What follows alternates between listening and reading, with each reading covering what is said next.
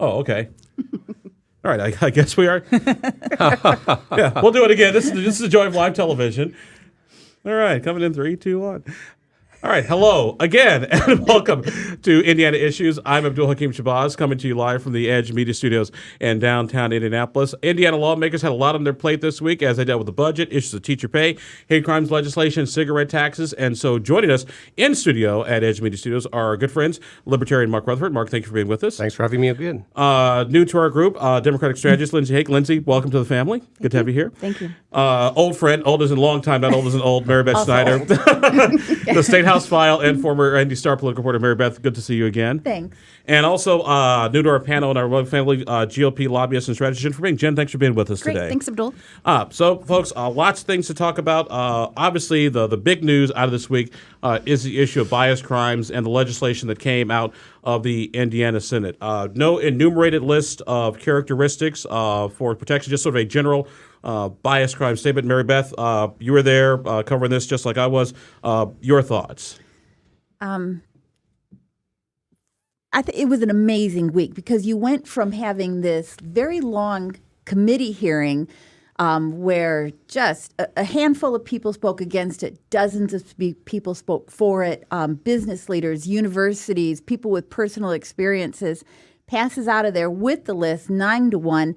Republicans spend the next day in caucus and come back out on the floor and strip it down to a single word: bias. It was head spinning. It was also the thing probably that I hate most about the legislature is when decisions are made behind closed doors and the public does not get to hear that argument, and you have to wonder, what are they saying back there that they won't say in public? It's very disturbing. Jennifer, let me get your thoughts on this, because I know you're part of some of those organizations that have been lobbying for this. Right. Your thoughts on the bias crimes and where we are right now? Well, I think it's pretty clear. We need to do what we can to support the governor. The governor has asked for a list to get us off the list of 1 in 5 states that are not that do not have a bias crimes bill. And while I understand Senator Freeman and Senator Young's intention of giving this flexibility for sentencing to judges, but we got to do the right thing and support our governor. Lindsay, what about one of the things that Senator Freeman had said on the floor, and a lot of folks have said, is that in its current form, with that enumerated list, there's no way the legislation would have gotten out of the Senate. This way, by sort of having the sort of generic bias crimes language, this gets it out of the Senate, over to the House, and it continues to go. You used to work in the legislature. Is that a valid argument? There's no way to know. He must have information that we in the lobby didn't have because we'd been whipping this for weeks, and we'd had information that the list was good. We were going to move forward, and the committee hearing ponied us up a great bill, and we were ready to move forward and see if this could finally get us off the list. And here we are. I mean, if you worked in the State House long enough, you've been part of these where one day you are on top of the mountain, and then the next day you are in the dumps. So, I mean, It's definitely been a whirlwind, as Mary Beth said, but I think we live to fight another day, despite Senator Freeman's comments yesterday, and see what happens in the House. Mark, let me get your thoughts. Yes, well, the interesting thing about that I see is, one, I'm seeing some division in the Republican Party with Holcomb, some of the senators, some of the House members. And if you look back in the past, that's kind of the first time that this has become public. So maybe for the long term, for people who want to pass the bill, this is a good thing. One thing I've noticed about the Indiana legislature is it's conservative from the standpoint, and almost everybody in there is, it takes a while for change to happen. And what we are seeing is we're seeing it making more forward progress than it ever has before. So those are things that you have to consider. When I tell clients who come to me and say, oh my gosh, we need to change this, I go, well, maybe we can get it done on the 3rd or 4th General Assembly from now. And I don't mean that. It's really true. It takes a while to get everybody to kind of get used to it. We just got Sunday sales. What more do you people want? Yeah, that only took 100 years. Yeah. Right. It takes a while, but I started covering the legislature in 1991, and it was an issue back then. And they actually had something around 92, 93, I can't remember the year, came out of the House and died over in the Senate because they did not want to include gays in a hate crimes bill. And here we are in 2019, and this is what we're still arguing about. But the thing to note about it is it's finally being talked about more publicly, and the bills are getting more attention, and they're getting some Republican support. Obviously, Jen, like I said, as a Republicans want to support the governor. There have been some question as to, could the governor get the list that he wants, and if he doesn't get the list, will the governor veto it? You've provided advice to governors in the past. What's going through the governor's head right now, do you think? I think the governor is worrying about economic development for the state, our reputation, hosting really large events in our state, and really wanting to be welcoming. And I'm quite certain he doesn't want a RFRA again. And so I think he's looking at this as the opportunity to show real leadership. And I hope the House will follow him and have good debate. To Mary Beth's point, let's have good debate on the floor of the House and not behind closed doors. I, however, think that when Bosma, I think he was your interview, Abdul, yesterday, he wants to get off the list without having to have a list. I don't know that is really capable of happening.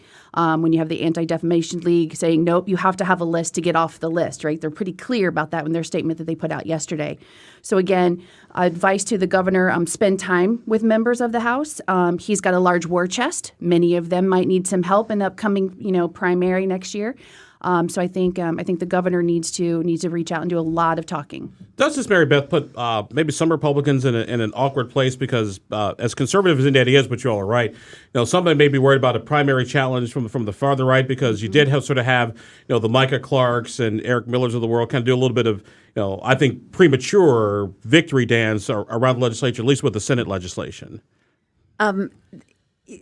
The districts are so gerrymandered that, yes, the primary is their bigger concern. I saw one of the former Tea Party people yesterday on Twitter going after Governor Holcomb, saying he's actually a liberal. I don't think anybody thinks Governor Holcomb is a liberal. But he does need to be out there much more forcefully. And Bosma also said yesterday that he had spoken to the governor, and the governor had not spoken disfavorably about what they were heading towards, which was a no list in the House. Well, I think he's going to have to speak very disfavorably if he wants to get a different outcome than he got in the Senate. Lindsay? Right. I think he has an incredible respect, the governor, for the process on the third floor. And that's not necessarily something we've always had out of the 206. And I respect the fact that he respects that, because that has definitely not always been something that's happened. And, Lord Shorty comments aside from years ago, there's still questions, though, about how this is happening behind closed doors. And if we're just relying on phone calls from 206 upstairs, it's not going to be enough. We need more. We need some sort of public pressure, some sort of internal party pressure could work too. Like Jennifer said, there's lots of money sitting there waiting to see what happens once, May 1 rolls around. We'll see. But I'm curious to see what this really means. And that's frankly been our question since this was called for right after Shari Tafila in July. Mark, I want to get your thoughts here before we jump to the next topic real quick. Is this one of those things that the governor's made it a legislative priority? If he doesn't get it with a list, that it would be considered a major defeat? No, I don't think so from my position on it. I think Holcomb's doing a lot of other things. He's the first Republican governor to really take a huge lead on it. He'll get credit for that.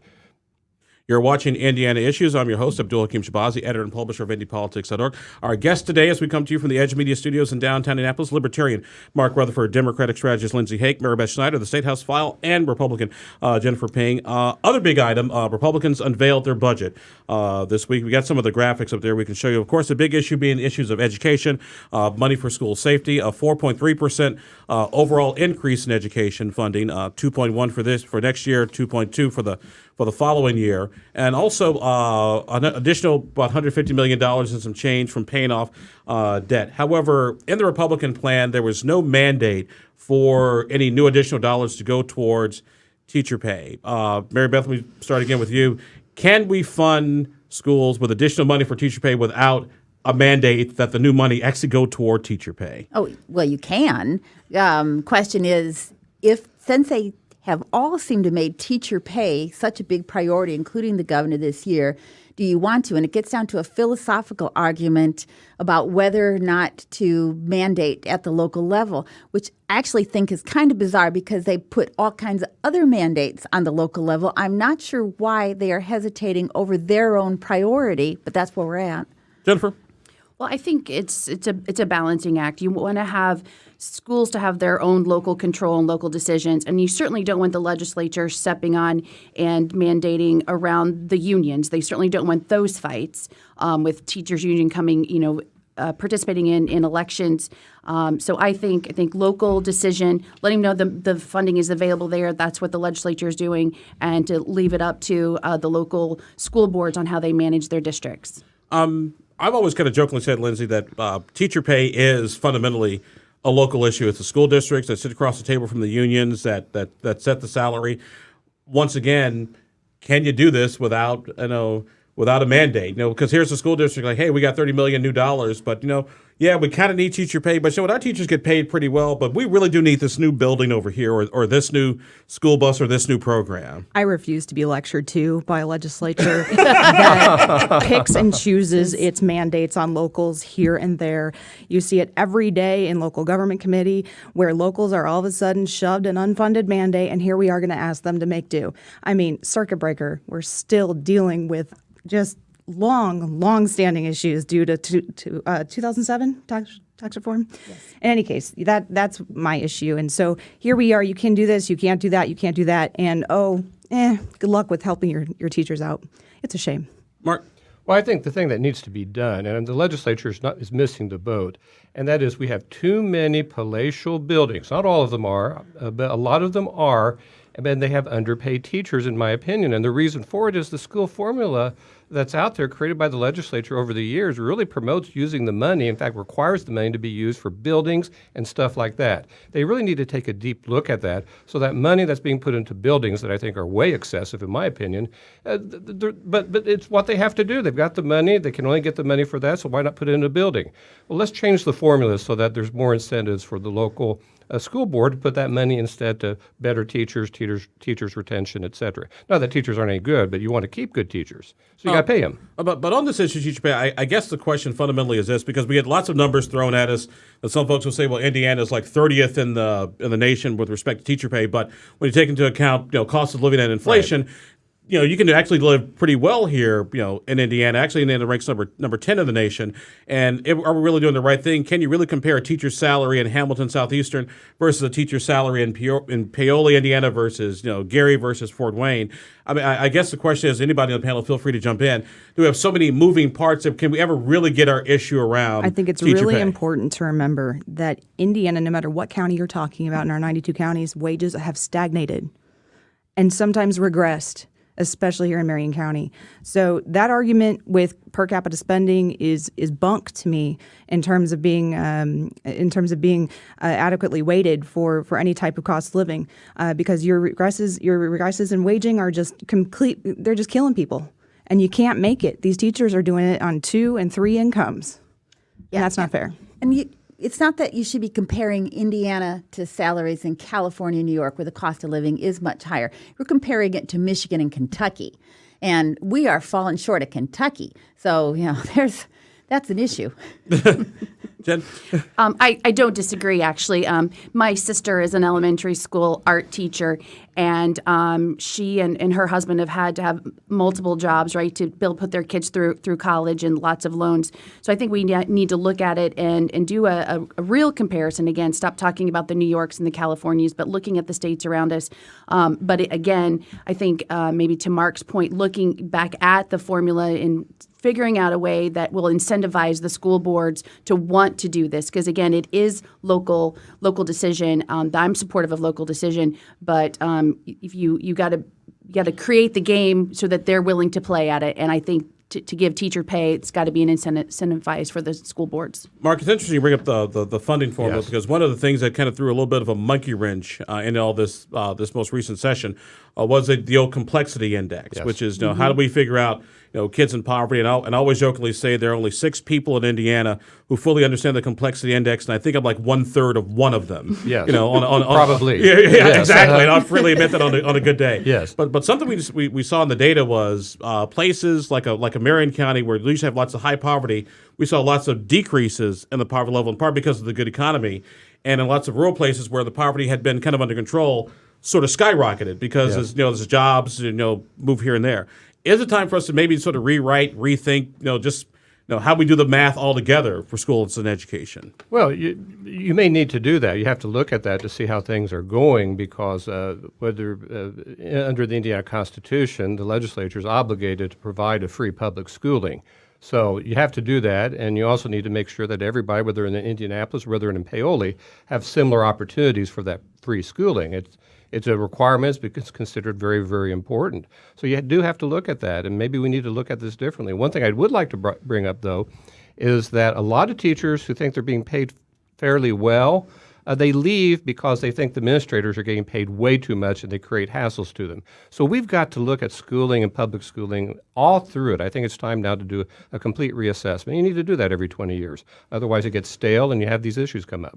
I think it's fair to let teachers also know that education is important to our state. It's greater than 50% of the state's budget, and we saw yesterday the Democrats offer dozens of amendments that would add over $1 billion, right, to the budget. And I think we need to recognize that education is important. It is a priority. That's why it's 50% of the budget, and figure out a way that school districts show value, that their teachers are valued.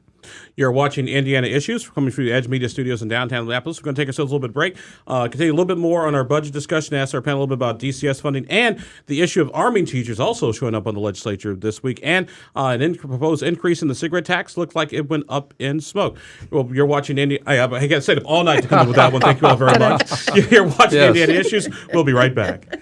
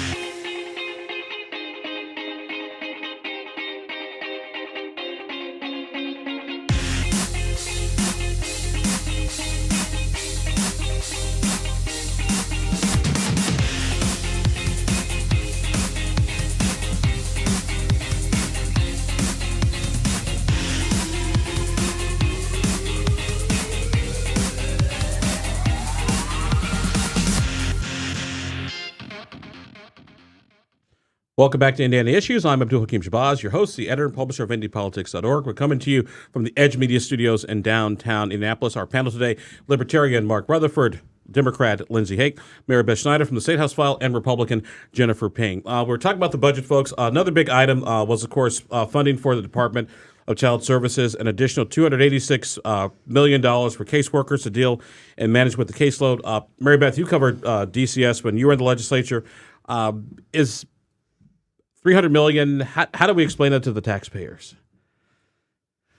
That it needs to be done. You're talking about our most vulnerable citizens, little children, and this is how much we were spending this money anyway, and they're now building it in. This is the base instead of taking them back before. So it's not really an increase. It's keeping them at the funding level that they say they need, that the governor says they need. I haven't really heard anybody seriously say, oh, poor little kids, but, we're going to have to draw the line somewhere. I think they'll get what they need, and thank goodness. Yeah, and I don't think anybody at the end of the day, Lindsay, would deny that, children with needs and issues need help. But does DCS have a responsibility, or some folks might say, hey, when you bring in kids, into state care, what is our management? What is our intake process? Are we taking every child for every reason, or can we manage maybe some of the intake just a little bit on that front part? If you've been following this long enough, you will know that we have changed this program 180 degrees from where it was. In 2007, you constantly heard about kids falling through the cracks that hadn't even been in the system and should have been for years, and deaths. And so I find the way that the intake is being managed at this point, a drastic improvement. Have there still been changes that have been identified that need to happen? Absolutely. But I think this change in terms of budgetary protocol, precedents for the program is the best thing to do. And the governor has taken great leadership on this and should get credit for this beyond doubt. Jen? I agree. And to Mary Beth's point, this is putting the changes that were put in place in 2007 and making it consistent and giving the opportunity for the office, the agency to budget and to provide the protection for the kids. This is just the continuation of the Pence administration's, retooling of the agency. Very supportive.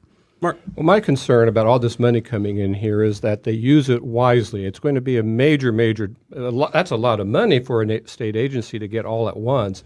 And there's going to be some issues about how they do things, whether they do it well. There's going to be some things that don't go right. That always happens. But the concern that I have is when you do this, that you cover everything. If you're going to have kids who might be taken away and parents who have their kids taken away, you now start talking about, well, what's the right to counsel issues here? And have you considered that in that $300 million? I think the legislature has to some degree, but those are issues that are out there. And there's also, are there adequate checks and balances? And I'm actually familiar with what's going on across the nation with child protective service type agencies. And some states just go too far, and now you're having an issue of, are they going too far? Is this not, should the state be meddling at this point in time? Is this fine child caring or not? Should we be there? And that's my concern too, is that when you put this much money on at once, do you have the safeguards to make sure that people aren't going too far? And a lot of times they go too far unintentionally, but they do anyway. You're listening to and watching Indiana Issues from the Edge Media Studios in downtown Indianapolis. I'm your host, Abdul-Hakim, editor-publisher, IndyPolitics.org. Arming teachers. We got a few minutes left here. Bill out of the legislature this week to fund optional training for teachers with firearms passed the House of Representatives 75 to 25. State Representative Jim Lucas, a Second Amendment enthusiast, sponsored the legislation as part of school safety. Are we just at a point, Lindsay Haake, where we have to start, think about arming teachers when it comes to school safety? This is just bad optics. You're talking about not having given an outright raise to teachers, but we're going to pass funding for appropriate essentially a gun class. I mean, that's cool. If you are a teacher and you want to hold it and to carry a gun, I'll pay for your training. Absolutely. As a taxpayer, I want that. But in the same week, within the same few hours, we're here talking about two very, very large issues that affect our classroom time. And what's your priority? Your priority is putting teachers in a classroom themselves to learn how to carry a gun properly and use it properly in a very high-tense situation. And then you're telling your teachers you don't want to give them a raise. I'm sorry, it's just bad optics. Mary Beth? I've got a lot of teachers in my family, and not one of them likes the idea of teachers having guns. And it's not because they're opposed to guns. It's not because they're opposed to safety issues. But one, their fear is that a child will get the hold of the gun. Secondly, that in a stressful situation, they'll end up shooting an innocent person instead, that they are there to teach. They are not there to be an armed guard. And so we're all worried about what's going on in schools, but there are other things that perhaps should be looked at. The one good thing about the House bills that I've seen, they're voluntary. Yeah. They are not requiring any school to do this, not requiring any teacher to do this. There's big questions on whether the training that they're proposing is adequate, because you see police shootings with these men and women loads of training, and yet in a stressful situation, bullets don't always go where they wanted them to go, and innocent people end up getting killed sometimes. Jen? Well, just like my opinion on the teacher pay, I think safety of the school is up to the school and the community. The safety grants that are available, was the school get, wands, they put in metal detectors, they have stronger, doors. Again, this needs to be a decision made by the school district with input from their community. I'm married to a Marine, and we don't have guns in our house. I don't think guns are the solution. So I think, again, local decision. Mark? Well, as a libertarian, I'm around a lot of people who like guns, but the hallmark of libertarians is that they know that it's a dangerous item. They're extremely find it important on safety and training, and they do it themselves and at their events, which gets to my point is, why does the legislature have to pay for this? If you're going to use a dangerous item of machinery and have a gun in the school as a teacher, which actually I'm fine with, but you better know what you're doing with it before you do that. I think that's very, very important, and I just don't see why the legislature is spending money on that. I'm very sympathetic. If you're going to spend money on teachers, do something to help with the pay first. I do think the public outcry, though, missed the fact that it was an opt-in program and that it was voluntary. Very. Yeah. Just real fast, real quick, as we get ready to wind down our program. Cigarette taxes, effort to increase the cigarette tax by $2. Pack maybe seem to be going up in smoke or snuffed out, depends on the metaphor that you want to use. Was not included in the budget. Mary Beth, I know advocates have been pushing for it for Raise for Health. They're just going to have to wait till next year. This was a no-brainer for them to do. I really don't know why the opposition is there. You want to lower healthcare costs, lower smoking. $2.93 billion we spend in Indiana on healthcare costs due to smoking, countless deaths. It just makes sense.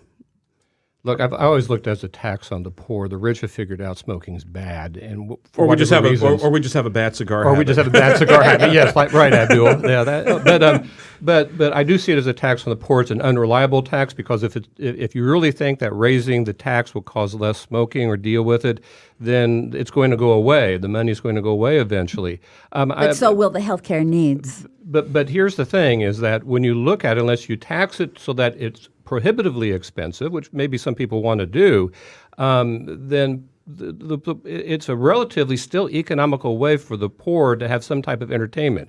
I would consider it a bad choice, but that's the way that it's perceived sometimes out there.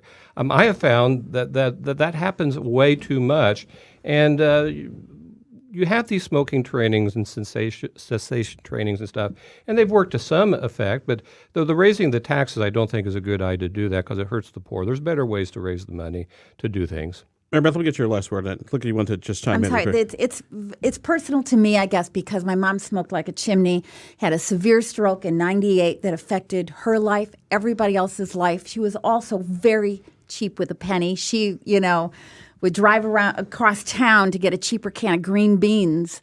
I think it would have made a difference. You're watching Indiana Issues. We're at the point now in our program, ladies and gentlemen, we do our predictions, prognostications, what you all see in the political ether. Mark, we'll start with you. Oh, my gosh. I think this is really interesting as what's happening. The Democrat Party chair of Marion County challenges candidates on the primary ballot. And just now it happened in Hamilton County with the Republican chair, and she successfully, at least to the election board, has removed 3 primary candidates from the election ballot for the Republican primary. It's happened a little bit here and there, but I'm beginning to see a trend there. And it may be a trend that the political parties are going to start trying to control their primary ballot more than they have in a long time.